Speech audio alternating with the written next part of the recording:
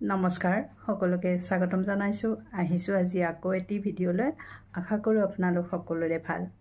আজি আমি অনুপমা মাহেকীয়া আলোচনীৰ ফালৰ পৰা পূজা উপলক্ষে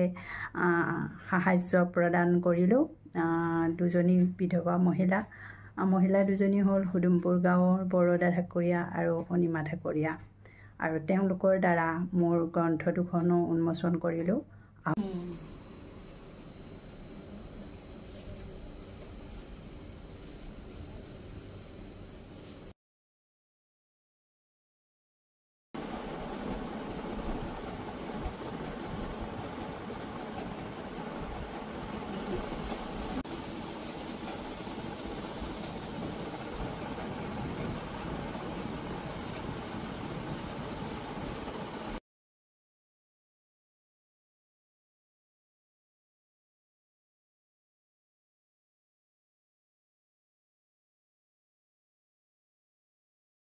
নমস্কাৰ সকলোকে স্বাগতম জনাইছো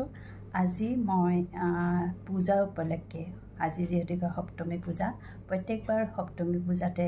আমাৰ অনুপমা মাহেকীয়া আলোচনীৰ পৰা বিধৱা মহিলা আৰু স্কুলীয়া ছাত্ৰ-ছাত্ৰীক সাহায্য প্ৰদান কৰি আহিছো এই 3 বছৰ হ'ল আমি সাহায্য প্ৰদান কৰা আৰম্ভ কৰাৰ আৰু এইবাৰ কৰিলো দুজনী বিধৱা মহিলাক এবাৰ স্কুলীয়া ছাত্ৰ-ছাত্ৰীক মই আগতে সাহায্য প্ৰদান কৰিছো জুৱা জুন জুলাই মাহত হাইস্কুল শিক্ষান্ত পৰীক্ষাত উত্তীৰ্ণ হোৱা ছাত্ৰ-ছাত্ৰী নতুবা উচ্চতৰ মাধ্যমিকত উত্তীৰ্ণ হোৱা ছাত্ৰ-ছাত্ৰীক সাহায্য প্ৰদান কৰা হৈছে অনুপমা মাহেকীয়া আলোচনীৰ পৰা সেইকাৰণে এইবাৰ দুজনী বিধৱা মহিলাক সাহায্য প্ৰদান কৰিলো এইবাৰ বস্ত্ৰ প্ৰদান কৰিলো পূজা যিহেতুকে তেওঁলোকে পিন্ধিব পাৰিব সেইকাৰণে বস্ত্ৰ দিলো আৰু তেওঁলোকৰ দ্বাৰাই মোৰ দুখন কিতাপ উন্মোচন কৰিলো আৰু এখন হ'ল অনুভৱৰ বাকৰি আৰু এখন হ'ল সপোন এইবাৰ তেনেকৈ ভাবিছিলো মই তেওঁলোকৰ দ্বাৰা উন্মোচন কৰিম বুলি দুজনী বিধৱা মহিলাৰ দ্বাৰা যি দুজনীক অনুপমাৰ ফালৰ পৰা সাহায্য প্ৰদান কৰা হৈছে তেওঁলোকৰ দ্বাৰা কিতাপ দুখন উন্মোচন কৰিলো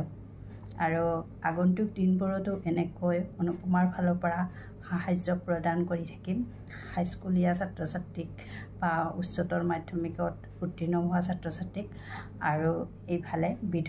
দুখীয়া বিধৱা মহিলাক তেনেকৈ আমাৰ পৰিকল্পনা কৰা হৈছে আৰু অনুপমাৰ প্ৰতি সকলোৰে আন্তৰিকতাই দেখি মোৰ ভাল লাগিছে এনেকৈ কৰিবলৈ আপোনালোকে আশীৰ্বাদ দিব ভাল পাম আগবাঢ়ি যাব পাৰিম আৰু অনুপমাক আগুৱাই নিব পাৰিম লগতে আপোনালোককো আগুৱাই নিব পাৰিম